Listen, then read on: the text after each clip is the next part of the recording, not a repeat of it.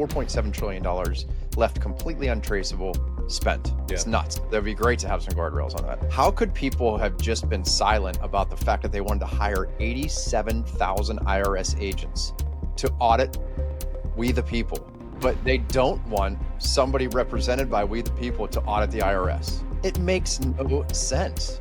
It should infuriate you as a taxpayer to know just how thoroughly and comprehensively they've squandered and wasted and laundered that to things that you would find despicable. And so don't stop paying taxes, but be very, very vocal in cheerleading this light that's being shined on the cockroaches, because they're fleeing. The bust needs to happen. We are a forest. We're a deadwood forest that needs to burn.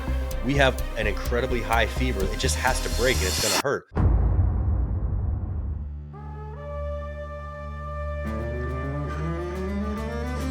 Hey, good morning. Welcome back for yet another episode here with us on Remnant Finance. What's going on, Hans? Not too much, man. We just recorded 2 great interviews recently with Joe Withrow from the Phoenician League and Kevin Muno from Perennial Pastures. Really excited for those episodes to go out. They will be out by the time you hear this, but just really cool to expand our network with people that are doing things the right way across various fronts. And it's fun to get in a little bit beyond the financial sphere, and something like regenerative ranching is exactly what I'm interested in without actually having any kind of exposure to. It's just it appeals to the way that we think about things. So that was a really good conversation. I really enjoyed that. Yeah, it was awesome, and it's so cool. Like, as he went in depth to, and we barely talked IBC. Like, we touched it for maybe 2 minutes total combined in the whole, and really it was more of Kevin bringing it up than even us. So we barely even touched on that. But it's pretty incredible how parallel the thought processes in regenerative farming and infinite banking are. And I think it'll be cool to go into that discussion, which we're going to have at some point here another interview with another smaller scale local regenerative farmer, and I know we'll probably get really in depth on the IBC there. So that's going to be cool. But yeah, it's incredible, and I've been down that path of trying to eat local whole food beef from a farm such as that, and raw milk and everything for so long. So it's something I've taken a lot of interest in. That was a really cool episode. Yeah, I'm excited for him to get his raw milk set up and running. We'll definitely be first in line as customers. And it's a cool thing that Nelson talks about being a forester, and you're thinking generationally, you're thinking 80 years as far as how the plots on these forests and stuff. But if you let nature play its course as a forester, for instance, you might have a 50, 80 year timeline of getting these trees fully grown, et cetera. I'm just making up numbers here, but it's cool that perhaps the land that Kevin's looking at might take the same amount of time to, on its own accord, if nothing's done to it, to come back to health, maybe.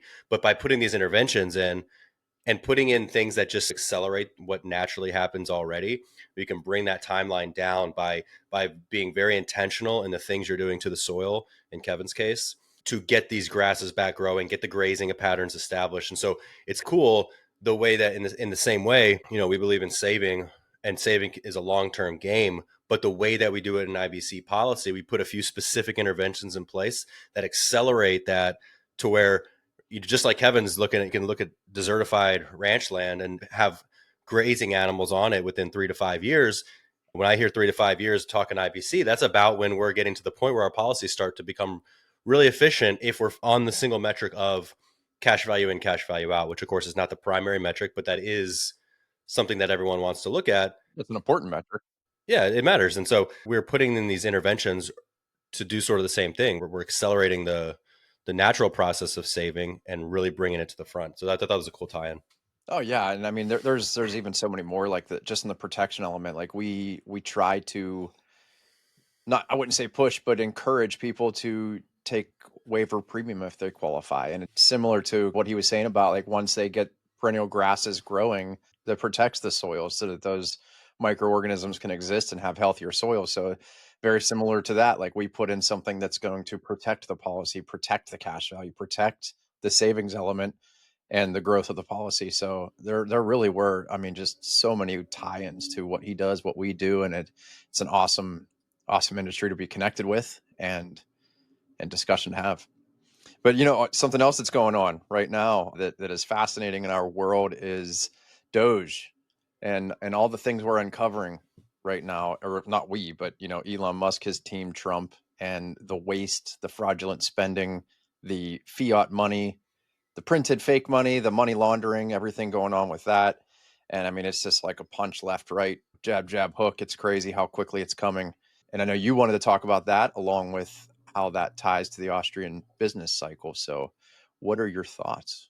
I'm not a professional economist. I'm personally very interested in this, and to me, it's just been screaming Austrian business cycle theory to me in what I know of that theory. That's kind of the analogy I want to make here of like what's actually happening is just like in the business cycle theory. It is the result of cheap, fake, easy money with no consequences. So this what we're seeing as far as DOGE, everyone in DC, all of these federal, not just in DC, but federal employees who mostly it seems are remote workers, they all rightfully terrified because, like, from Office Space, what would you say you do around here is a question coming for all of them. And most of them can't answer that question. And I haven't been in the military my whole adult life. I know that we could trim the military by 50% and not miss a beat. I mean, we have so much dead weight. It's a welfare system with a sliver of national defense. It doesn't need to exist anywhere near the degree that it does. And so I know that on the military side, which is the largest budget item besides what Medicare and Social Security, also welfare programs with maybe a sliver of value. So it doesn't surprise me that all these other government institutions are totally without merit and shouldn't exist. And a good wood burning is very healthy. Like every federal department, like every 100% of the people there, fire them, pause it, doesn't exist for 90 days, rebuild your charter, make your case to the president, to DOGE, to the American people of why you need to exist. And then you get a maximum of 20% of your operating budget if you can make the case. And I think we would see that almost none of them would come back anywhere near their current form. I think that's a result of fake easy money. I'm kind of piecing together an idea here, so I don't know if that really tracks, but does that make sense? Well, it does come as a result of fake easy money because one thing, like where's the money coming from for all of this and where's it going? It's clearly not coming from taxpayers because we're running a deficit. They're already just based on what's on the books, and as we're seeing that everything on the books is fake anyway. So I don't even trust what the books show us, but the books show us what spending about 7 trillion.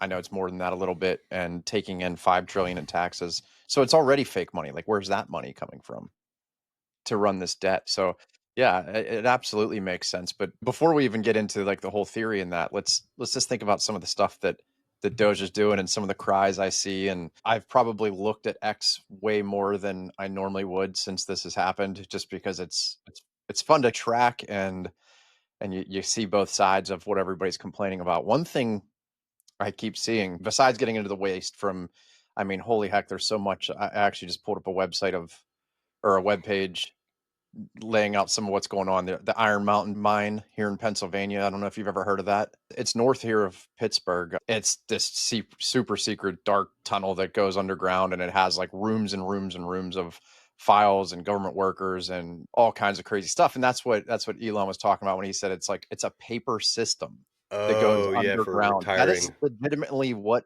it literally is. That it's where they house all these documents like deep under the earth. And that's where he was saying like the most people that could retire in a month is 10,000 because just the transaction of the paperwork. People laughed at that, but it actually exists. Those people who are local here know that it exists. There's the talk of what the EPA, obviously we've got USAID, FEMA housing, immigrants, Pentagon overspending on coffee. What was a few $100,000 the Pentagon spent on K cups Yeah. at the same time that they sent all their workers home? Like It's, absolute insanity, right? Sesame Street programs in Iraq. But one of the things I've seen a lot of people crying about, of course, the Department of Education. I used to be a public school teacher. I think it just needs to go away. I don't know what the value is that it provides to any kind of local education, any kind of local school districts. I've never seen an argument that made sense. A lot of people are talking about, well, these people are now losing their jobs. mhm. But when the government closed businesses, nobody seemed to care that people were going to lose their livelihood. I feel bad for individual families because some of those are probably good families. There's a lot of people that we know who took government jobs. and that's what they're relying on as income. But in the same token, you can't cry about these people losing jobs and cheer about people losing their businesses who wanted to stay open to support their families because of a fake lockdown. I Yeah. just can't feel bad about it. The same people crying about government employees losing their jobs are the same ones that wanted to see us locked up. It's the exact same people. Sorry, your argument doesn't carry any water for me. They can go get a job in industry somewhere then. If they're so vital to the organization that they work for, somebody else will pick them up in private industry. Yeah, certainly there's very well-intentioned teachers, there's well-intentioned government employees, but that doesn't matter. Like that's an emotional argument that has emotional appeal of some person I don't know, or even more stronger emotionally, some person I do know who's a good person might lose their job. Well, that should be stripped away from the analysis because the analysis should be independent of any individual that you know or don't know. That doesn't matter. Like that it is sad for someone to lose their job doesn't matter in the analysis of does this job need to exist? Does this job only exist as a result of corruption, graft, fraud, money laundering, or simply fake and easy money? So the Department of Education, the most damning thing about the Department of Education is just citing the education stats in America. You don't need to have this like debate. There's no debate. You just cite their own statistics on how we perform against the rest of the world. Failed. You got an F. Like you're done. If we're thinking like free market, if we're thinking business, if you go bankrupt as a company, not only do you not get to stay on the S&P 500 index, you also don't get to continue being a business unless you have the asterisk of unlimited ability to fail as a result of being propped up by government. And you know about the Department of Education as a former teacher too. Like, To a degree. I mean, I was never but involved. like teaching in general, like you know a lot of good people probably that did it. You yourself, pretty good dude. But that doesn't matter in the analysis of these jobs, and that's what should be removed. Like anybody making that case, it doesn't matter. Like just drop that and forfeit the rest of their opinion because that's totally irrelevant. It doesn't matter because nothing should be guaranteed security. Like we have so many clients and even myself and so many friends in the airline industry. Nobody cries and demands action whenever people are going to get laid off there. And furloughs are just a part of the cycle in that industry. Everybody that does that knows they might lose their job. Nobody cared whenever they wanted when they want to use government action based on an emotional response to shut down drilling, and thousands of people work in the ass and or the gas the ass fields, the gas and the oil fields are going to lose their jobs. It's just like people just say like, well, that's what happens, we blah blah blah blah. But it's all of a sudden, if it's a government job, it's like the sacred cow that they can never be fired. And we as taxpayers should accept that they're just going to take our money, which is theft, to pay these people to produce nothing. That belies the argument of your taxes go to who would build roads and bridges. They're not doing that. Like there's people that end up in jail for this, even though people make the perfect constitutionally, legally, and morally sound argument to not pay taxes and end up in jail for it. It's like, I'm not taking that route. Peter Schiff's dad wrote the book on that, and he spent decades in prison. Not saying don't pay taxes, but it should infuriate you as a taxpayer to know just how thoroughly and comprehensively they've squandered and wasted and laundered that to things that you would find despicable. And so don't stop paying taxes, but be very, very vocal in cheerleading this light that's being shined on the cockroaches because they're fleeing. They need to be gone. Yeah, and you know what? I don't even know if Elon Musk is a great dude, like, or a good guy at all. I mean, I certainly don't like the way he handles his family of 4 wives and 13 kids among them, or not wives, but women. That's probably not something I would hold up as an ideal as a human being. But the fact that he is doing something that is shining this light is something that everybody should support. Like, how could people have just been silent about the fact that they wanted to hire 87,000 IRS agents to audit we the people, Right. but they don't want somebody represented by we the people to audit the IRS? It makes no sense. Yeah, it's preposterous. Like you should want scrutiny on where this goes. It's like if you're paying a babysitter and the babysitter's going down to Tijuana to buy blow and leaving your kids at the border checkpoint or something like that. I'm thinking of something extreme. That's not extreme enough If you found out that that was happening, you're paying a babysitter, you go to work during the day, list any preposterous scenario that happens, you can't come up with a scenario preposterous enough that would be a good analogy for what's happening with your tax dollars. So in this case, in that instance, you would certainly fire the babysitter. You'd probably want him or her arrested. Depending on the nature of what's being done, you'd probably just take care of the problem by yourself, leave them. No one's ever going to come looking for them.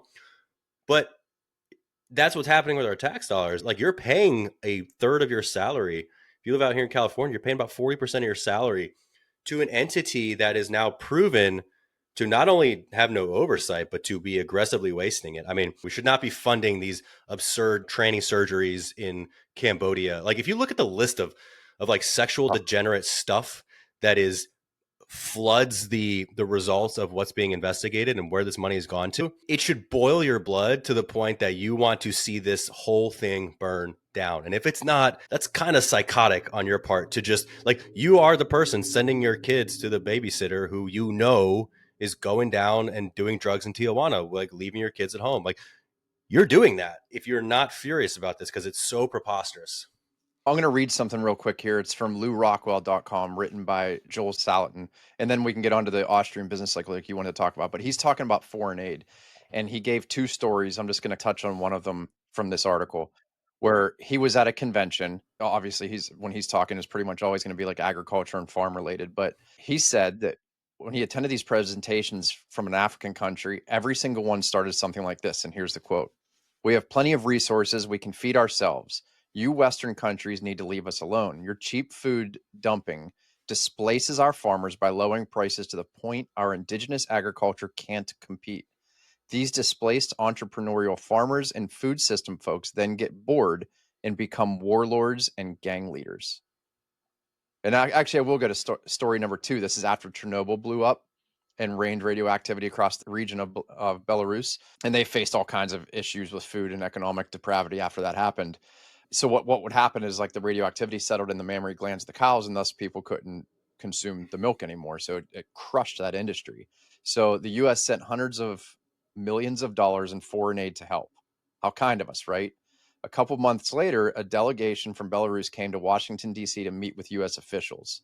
All their top people came and met with them. So what happened at the farm tour, he says, the day the U.S. aid landed in our bank, every hotel in the capital filled with U.S. corporations selling equipment, seeds, chemicals, and material. We spent all that money, all that aid money, that is, that came in a couple of months, on equipment we didn't need, seeds that wouldn't grow, and material too expensive to keep up. It was a circle. All the money went straight back to U.S. companies. If we had spent that money on what we've seen here at Polyface, that's Joel Salatin's farm, not only could we have fed our people, we could have had enough left over to export. Those were those people visiting him from Belarus. People think we need this aid. It's really just a flow through. They send this aid to other countries, and it comes back to our corporations, back to our politicians. It's money laundering. There should be $0 of USAID sent ever. Now, Yeah. the one caveat I'll say is, if you kind of go like a degree beyond that, so like there's the level where you think that we just need to help poor people and give poor Africans more food or whatever. Then you realize, when you do that, like the example of all of the textile manufacturing in Kenya, which keeps getting basically shut down and be made irrelevant by the continuous flow of, you get a bunch of like Kansas City Chiefs 2024-25 Super Bowl shirts that were made, but dumping all these fabrics on these African countries thinking we're doing a nice thing. It just destroys their industry. But then the next level, if I'm going to make a case for a US aid and this money flowing around the world, you could say that it is on a kind of like a next level of chess. It is the thing that keeps the demand for dollars. It's like, yes, it's wasted. Yes, it's laundered. Yes, it flows through a country and back to us. But it's doing so in order to maintain that world reserve status. Now, I don't think that's a good thing, but I'm saying that if you're pulling the strings of trying to keep the dollar afloat and keep us in our top standing, flowing this money around the world puts people on a dependence for the dollars, because then they get into debt. It's like the Economic Hitman book, where the idea of these foreign aid, foreign loans to building capitalism, spreading democracy, whatever. Like whenever they're doing that, all they're doing is just hooking those countries on the dollar. They're putting them into crippling debt so that all of their resources flow back into the US. Like it's an evil system for sure, this spreading democracy thing. But if you have to come up with a devil's advocate, I think it is knowingly and intentionally wasted in order to hook people around the world on dollars. So it makes it harder to break free. Like you are destroying the farming and the textile industries in Africa so that they continue to be dependent. I mean, that's if you're trying to find like the central planner's wet dream of a system. It makes sense if we put on like our evil mask here. But I think that in the way that we view it, clearly all USAID needs to stop. There's no justification for any of It it. doesn't help anybody. It enriches the people that many people here like to call the elites, and it impoverishes the people it's meant to help. And I can't justify that just to have the world reserve currency. Yeah. I'm not defending that case. I think that there's more to it than just people have a good intention of helping people and somewhere it goes sideways. It's probably intentionally set up like that to keep that world reserve currency status.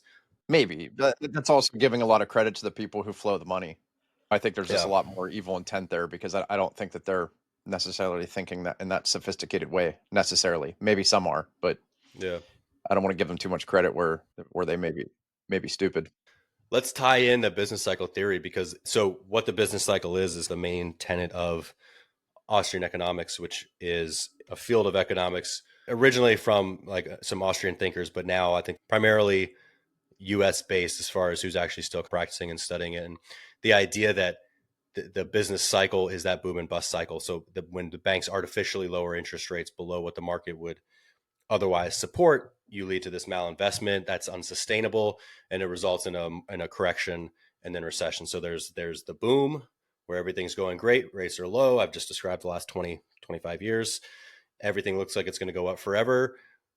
On top, like you hit that peak there, and then you hit the bust where people realize, hey, this company that does a little bit of service, it should not be valued at 30 times its earnings. Like when money becomes cheap and pointless and easy to acquire with no consequences, on the economic side of things, you end up with like the tech bubble where a lot of these tech companies should not be valued they're not providing enough value to justify their stock prices, but that is the kind of the buildup in the boom phase of it. And I think that we see a similar thing with the USAID when there's no accountability, when there's nobody coming knocking to look for where the money's gone, and there's no payback requirement.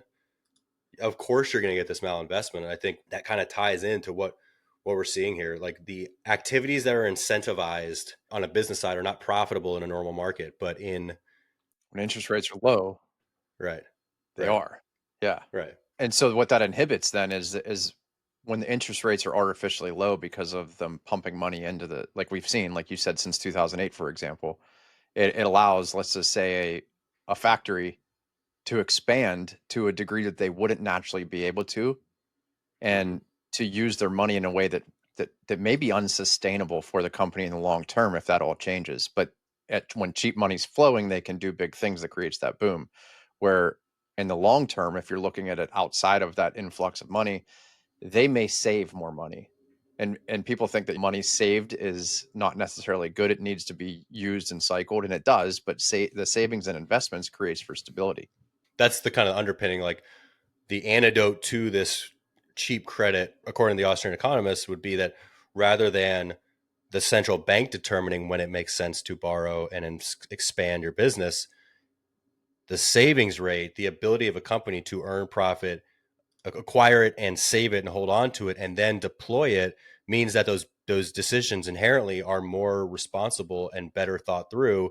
If you can fail and you're going to be audited as a business, you're not going to make the investment that's going to put you in peril of that. And in the same way, if every year all of these every dollar that goes out the door and laundered via USAID every year, if each little office or entity or pet project, whatever it is, was audited and had to defend itself every single year, there would be no USAID. Every single thing would shut down. There'd be like maybe one thing that's like supporting rice farmers in Indonesia. I don't know. They're like, you might be able to find the sliver of humanitarian things that actually provide some value to somewhere in the world, but 95% of it has to would be shut down. The reason that would happen is because they had done something intelligent and saved money. And so now they could use capital that was built to say, hey, we believe that we need to do this thing and help these people with money we actually have. Yeah. That'd be the full difference. It's really interesting to watch this in real time, and who knows the pace of these things are going. By the time this comes out in a couple weeks, I mean, that's as long as this thing has been going itself. So that'll be twice as long as its existence almost. And so who knows what we'll know by then, but it seems like right now they are just ripping off the masks on a lot of these organizations. The DoD is next. I've heard that the DoD is terrified of this because they certainly can't answer for any of this. I have a good friend. I'm not going to name him. The day he gets out, he said he'd come on the podcast. But he's essentially working. Be vague here. He's working in a branch of the military's office of allocating money. Essentially, is his job. Now, it's an office full of civilians. According to his boss, full of DEI hires, mostly pointless. And we were laughing the other day because I'm in the financial allocation business, asset allocation, capital strategy. Like my job with myself and our clients is to look at dollars coming in and determine the optimal order of operations and how to flow. And like we have tangible metrics. We have to meet certain criteria. And it's very easy to tell we would not be in business even 3 years later if we were doing this wrong. So we have a very timely system of checks on us because we can measure it. Like we can just see yes or no, did this happen? On the other end of the spectrum, he'll be like, yeah, we're going to be working on this project for X entity on the base. And all of a sudden the entity above us decided instead of 10 million, you get 8 million. And then now we have to do the exact same thing, but we just have to do this project. Like millions of dollars on projects is nothing.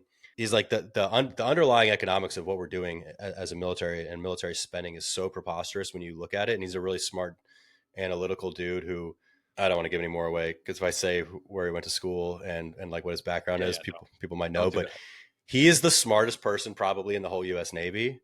Now that you're out, dude, no, he dwarfs me. Brilliant guy. Just he's too smart to be in the Navy because he's like, no, this doesn't make sense. The people in the Navy, the military, should I say this branch? He's in the Navy, whatever. You probably could have guessed that.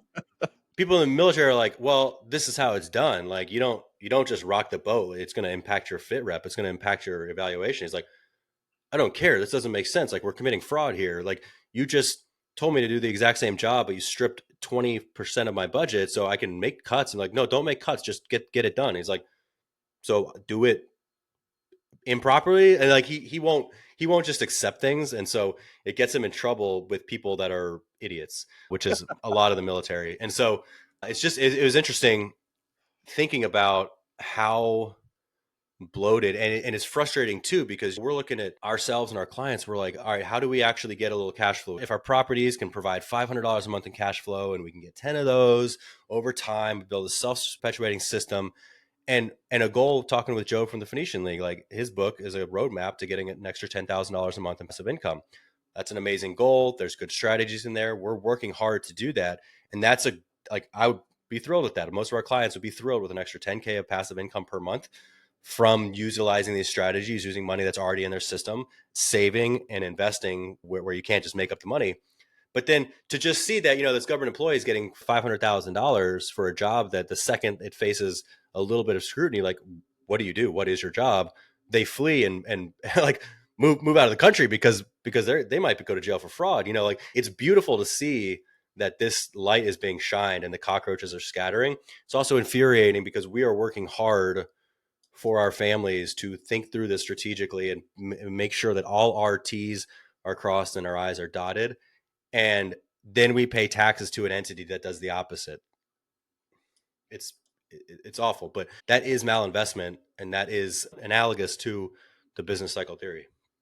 Yeah, it is. And well, when you're talking about the military, and I hope that they do bust them down for a lot, but you mentioned all the fraud at the big level, but you see that at the squadron level. What happens every November probably? They send an email and say, hey, we have to spend this money or we won't get it next year. What can you use in your office? Do you need new TVs? Do you need new monitors? Do you need new chairs, like the dumbest stuff. And it's just like, no, my chair's fine. My monitors work. The TV was bought 2 years ago and is perfect. Like, we don't need any of this. But if we don't spend the money, we lose it. That's government budgeting. So just keep on spending money on dumb stuff so you get more of it next year to spend on dumb stuff. It's all the way down to like the micro level. It's not even at the Pentagon. Yeah. I mean, it flows from the Pentagon, but yeah, they're going to find trillions, I think. Oh yeah. I've always said that, I mean, I've always thought that half the military, civilian contractors, officers, enlisted, like 50% could go away overnight, and it'd be a huge boon to the actual value that they provide, because you become a bit more accountable. But I think it's probably more than that at this point, especially, we're going to have to scale down the size of the empire. We don't need bases in 120 countries. We don't need to be the propaganda arm of LGBT mafia, just spreading sodomy all over the world. We can dial this back, and it would actually help Americans. And it's going to be fascinating. I cannot wait to see the DOD just steamrolled and humiliated, because they deserve every bit of it. Man, just keep on cheering what they are doing. And one cool thing I saw, almost putting treasury transactions on the blockchain, and it's something I need to read more about, because I didn't quite understand the mechanics of it, but basically putting in guardrails to where every dollar the treasury sends out is going to be accountable in some kind of a blockchain kind of metric, where you can't just send $1 trillion to USAID and it just disappears to the wind. Like, implementing accountability here is going to be incredible. Did you see that latest thing with like the treasury code, treasury access symbol or something like that? It's like an identification code. It's been left blank. And so that means $4.7 trillion were left untraceable of money from the treasuries that flowed out. 4.7 trillion. I don't even know what that means. Like, that you throw that number around, but I don't know any human being that actually knows what $1 trillion means. It's unfathomable. Like, the richest person in the world has 400 billion. Not even hasn't even touched $1 trillion. And I don't even know what $400 billion really means if you think about it. Like, I couldn't imagine what I could do with that and what that looks like. Yeah. And that actually exists in an individual. But yeah, $4.7 trillion left completely untraceable, spent. Yeah. It's nuts. That'd be great to have some guardrails on that. I agree. So on an individual level, we talk of protection, savings, growth. Savings, it actually is in parallel or works well with that Austrian business cycle, because we are trying to build a basis of capital that we can deploy when it makes sense. Yeah. Do things, not just when money's flush and not just when interest rates are low, but being capitalized gives you the ability to take care of opportunities or take advantage of opportunities when they come. So build a pool of capital, and opportunities will always come. They'll come in high interest rate markets, they'll come in low interest rate markets. But if all you can see is interest rates and numbers, you're likely to make worse decisions, or you might make decisions that you're going to regret when that cycle changes based on what our government does. If I have a pool of capital and a phenomenal opportunity comes along that nobody else can take care of because they're not capitalized, interest rates are sky high, they're back to the early 80s. Well, I don't have to worry about that. I have capital. I can actually take advantage of that and really benefit my family by taking advantage of that opportunity now. So we're trying to teach people to do the exact opposite of what the government's doing. We're not worried about the interest rates. Interest rates are interesting. When you're fully capitalized or well capitalized and ready to spring when something comes, you're not worried about that. We're always going to look at it because numbers matter, but it's not your highest priority. And it's in a good tie in there, like the way that the insurance companies operate, that the idea that they had to be 100% capitalized for their current existing obligations, which, i.e., like the cash value, comparing that to fractional reserve banking, which would be more in line with USAID, with government spending, with the boom bust cycle. And for the same reason that there's not a run on the insurance company, it's because they have to actually be accountable for those dollars. Because I have a contractual right, you as a policyholder, all of our clients as policyholders have a contractual right to borrow against that cash value. So if I say I want to take a policy loan, they don't get to say no. They have to give it to me. It's a right. It's not a request. And so that means the capital has to be there. And that means that in all of their investment decisions, they have to keep that in mind, that we cannot expose this capital to risk, because we have real tangible checks, i.e., every single time a policyholder wants to take a policy loan, we have to be able to grant that. So we have to maintain 100% capital reserves. We do not get to just fire hose money around because we're accountable. Accountability is what we want in companies that we own. Getting back to a couple of weeks ago, the idea of like we are superior, like the government is subservient and created by us. So we own the government. We should have the same sense of accountability for where when we fund this organization, I pay my premium, I'm funding the insurance company that I own partially, and I want them to be profitable, and I want them to have these checks in place. I want the guardrails there, and I want the accountability there. Well, when I pay my taxes, I'm paying into something that I own, and notionally, ostensibly, is supposed to provide benefit for me, the citizen, paying into it and the owner of that corporation, but they're not doing it at all. And so it's a great analogy, like banks versus insurance companies versus the government, just this idea. And I remember thinking when I was first getting exposed to this back in 2020, starting to read a lot more about Austrian economics and about macroeconomics in general.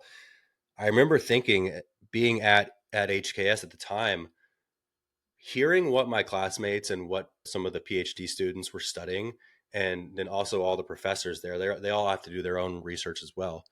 It's not like you're just a professor. You're also researching whatever trivial thing that doesn't really need to be studied, but it's like your entire career.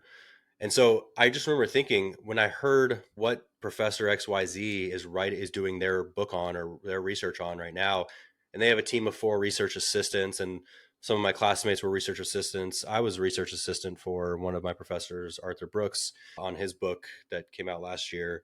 It's like this ecosystem, but if you get outside of the like it all seems normal when you're there because that's just how it works. But then you think, who's actually funding this? Who's actually funding like the rate of like aggression? Is the housing industry fair in the Midwest for trans minorities? Like, that is someone's thesis. Somewhere the money is coming for someone to research that. Where's that money coming from? And you inherently know that something that pointless, something with no value provided or no value added to anyone, that there's some waste there. But it's kind of interesting now, thinking back to a lot of the people I knew and what they were studying. Now I understand where that funding is coming from. It's USAID. Like it's really fascinating to tie that back. Well, I think that I don't even know if it's USAID, because USAID is just, I think, the tip. That's all we've seen so far. There's still so much to find out where money's flowing through and how deep this corruption goes, and I hope they just keep finding it. I love it. I think it was Elon that tweeted it, but it was like, I've seen it going around a bunch, and it was like, if an NGO loses funding when the government freezes like the funds, it's not a non-governmental organization, something along those lines, right? Like NGOs, what is that? Like, there's charities, there's businesses, and there's government bodies. What is a non-governmental organization? You and me are a non-governmental organization just by the name of it. Like, we're not. What does that mean? All of them are fraud. There's no reason for any of this. Like, you can have charitable giving and charitable service related private enterprises, and you can give them the tax status of 501c3 so that individuals can profit from their effort while also helping people. Like, that's the point of the 501c3. The market could solve a lot of these needs, but to have an NGO, like it said, if the government turns off the funding and the NGO collapses, they were not non-governmental. They're just an arm of the government doing what the government legally can't do. Our government cannot go and build wells in Uganda. Like, that's not part of the US government's charter. So how do they do all of the things where they want to funnel this money through, and like you said, all the way back around to US corporations? They do it through NGOs. They do it through all these things that are coming to light. And man, we're just flooding the tunnels with rat poison, and they're all just coming to the surface and running because and you love to see it. Like, if you're an American, you should love to see what's happening the same way you should love to see the deportations and like what's going on right now. We are so, as a nation, we have put politics above everything, which is such a problem. Like, Mm-hmm. we need to put, like, we the people constitution and correct government as it was written Yeah. into check. That's where our thoughts should be. And so half the country right now is hating what's happening, and I can't believe it. Like, does that part of that almost just tells me, like, are you guys not part of the tax paying population? Everybody that hates this, are they just simply not taxpayers? I don't know, because why does anybody in America hate to see the exposure of government corruption? Yeah. Remember, like before, when Trump was in office and he was bragging about his miracle shot, and Yeah, it's just the most incredible thing that he did. He pulled it off in 11 months and instead of 10 warp speed. years. Yeah, Operation Warp Speed. I'm the father of the vaccine, all that stuff, right? And every single Democrat pundit, Democrat politician was just railing against it. Like, I would never trust Donald Trump's vaccine. And then the next month, when they stole the election and installed Weekend at Biden's, it was like, how dare you not get this wonderful vaccine? It's like, you're not making an analysis on anything other than what you're being told by people who are paid by USAID, we now know, to put out these narratives. Like, it's not a political thing. It is because it lines up with the current administration. Like, they're going after the people that are wronging the nation. So in that sense, it's like, I guess it's coming from one side. But if you don't find yourself aligned with what's going on, yikes. I mean, I don't know what that says about you, but I'm loving it. Like, I don't know how much longer this remnant financing is going to last, because I just found out I can use my GI Bill and apprentice for ICE. And so I might be, pretty tempted to do that, because I'll take a pay cut, but I do get a housing allowance with the GI Bill. And if I can be a part of this, like restoring some semblance of actually enforcing laws that have been on the books forever that every other country enforces, I might be suiting up here soon, getting in the game. I think you're lying. My wife would not be She would okay not with be that. happy about that, huh? No, this is probably like the number one hub of human trafficking, like cross-border human trafficking in the country, I believe. Is it? And so, yeah, I mean, because obviously the most porous border is going to be California, Yeah. and we're right across from a major city, like the only really major city right across the border, where it's like a huge U.S. city next to a huge Mexican city. And I can go to my balcony upstairs and I can see the border, what passes as a border wall. But it's essentially just Fence. there's no effort, there's no Yeah, might enforcement. as well be And a now, I mean, chain. there is now, but I'm definitely loving to see that. It's going to take some pain. This is the other thing. This is what we should all embrace and be ready for. It's going to hurt, right? Because, like we talked about with Joe Withrow, as the boom And crescendos and now we're on the yeah, bust, right? It's not like Trump coming in and shining a light and finding all this money that's missing is going to feel good when the bust happens. The bust needs to happen. We are a forest, we're a deadwood forest that needs to burn. We have an incredibly high fever. It just has to break, and it's going to hurt. Yeah, we're going to have businesses that go under because they were breaking the law and fully staffed by illegals, right? That's going to happen. Yeah, your taco place might go out of business. Like this hardware store might go out of business because they're breaking the law. The laws are being enforced now. That's not a bad thing. But yeah, it's going to hurt in the short term. But the other option was to continue the fire hose of fake money all around the world doing God knows what. It's to continue to allow millions and millions of people to come here illegally and operate and absorb resources. the economic virus, if we do that, just keeps on building. And like you're saying, we need the fever. We don't have the fever. We need it. That's the bust. And we've just got this looming looming sickness sitting right on the edge, ready to burst Mm-hmm. through, man. And it needs to, and we need to recover from it. It's gonna hurt. You're you said, it's gonna suck, but it's gonna suck a lot more if we continue on the trajectory we're on. The longer the fake boom goes on, the bigger the bust will be. But it's going to happen regardless. Like, it's going to happen regardless. If we keep doing what we're doing and nothing's exposed, there will still be a bust. And Yep. it will be even worse. Yours market, like your equities portfolio, i.e., for most people, the way we've been taught and what we rail against often, this idea that your financial strategy hinges solely on just buying market exposure. You diversify by having different types of stocks and bonds, like that whole paradigm.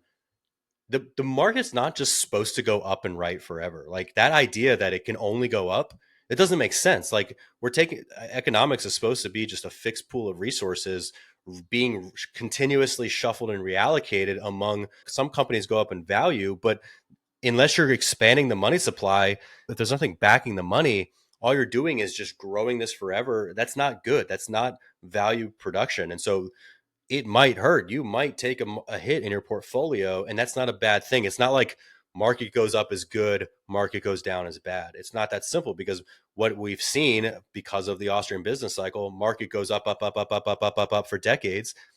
Well, yeah, you have more money, but we've destroyed the spending power of it. That's not inherently a good thing. Like, deflation is the fever. We need that. It's going to hurt, and it might hurt for a couple of years. But to say that the market went up under Biden, so it was good, and now the market might go down under Trump, like, that's just the doctor pumping you on life support. That's just the fever being, you're taking like Motrin or whatever pharmaceutical to just blunt the effects. You're just trying to blunt the effects, but your body is desperate for a cleanse. It's desperate to release toxins. You need that fever to break, and it's going to break, and it's going to hurt on many fronts. And when it breaks, the people who will do the best are those that are capitalized. Even for a market guy, there's a reason that I don't even know what the number is. It's billions of dollars that Warren Buffett just moved to cash. There's a reason for that, because he sees what's on the horizon. And if he's even still alive, he's getting pretty old, but he wants his company to be able to make the moves with a large pool of capital. And you as an individual can do the exact same thing. Build that pool of capital. We think the best place to build it for individuals and for families and even for companies is to build it within these whole life insurance contracts we write, where it's safe, it's secure, it's guaranteed, it's liquid, it's efficient. So be ready for it. Don't hinge solely on what the market's doing under this pumping of money. Be ready to rock and roll. And I'm not even saying don't be in the market. Like there's a place for that. Be capitalized first so you are ready to spring when opportunities happen. And if there is pain, you also have something to sit back on. It's a great emergency and opportunity fund. And I think that your policies and the way we build capital should account for your emergency fund first. You need to have a certain threshold at which you say, I'll never go below this to take advantage of opportunities. And that way, if there is that pain, when that fever comes, you also have that to rely on if things get tough, if your income stops, if the things you deployed money to take advantage of opportunities crash. They might. We don't know that. We can't predict what everything else is going to do, but I can predict that your money is going to be safe, guaranteed, and accessible within a whole life insurance contract. So IBC is really the way to guarantee your security and to not only take advantage of the boom and bust markets that are inherent in our current system, but to also survive them. Yeah, for sure. That's why it's so important to study economics at whatever level makes sense to you. But it all comes back to money at the end of the day. For better or worse, like, we have to understand it, and we have to acquire it. And more importantly, we have to steward and preserve it. And so that's what we're trying to do. That's why we're continuously trying to learn about economics. And I think that sometimes it helps to apply what might be happening on a broader scale to think of it in terms of economics. So I really enjoyed that. And I think that was a really, really timely one. So we'll see what happens by the time this comes out. But thanks for tuning in. And if you want to get in touch with us to talk IBC, to talk capital strategy, asset allocation, any of that, just info at Remnant Finance, or go to our website in the show notes. But you got anything else? Yeah, we'd appreciate it if you would share this episode, like, subscribe, help us out, help us get our message out. And yeah, especially these last couple, please, or all of them, but please share these with the people who might benefit from it. All right, cheers.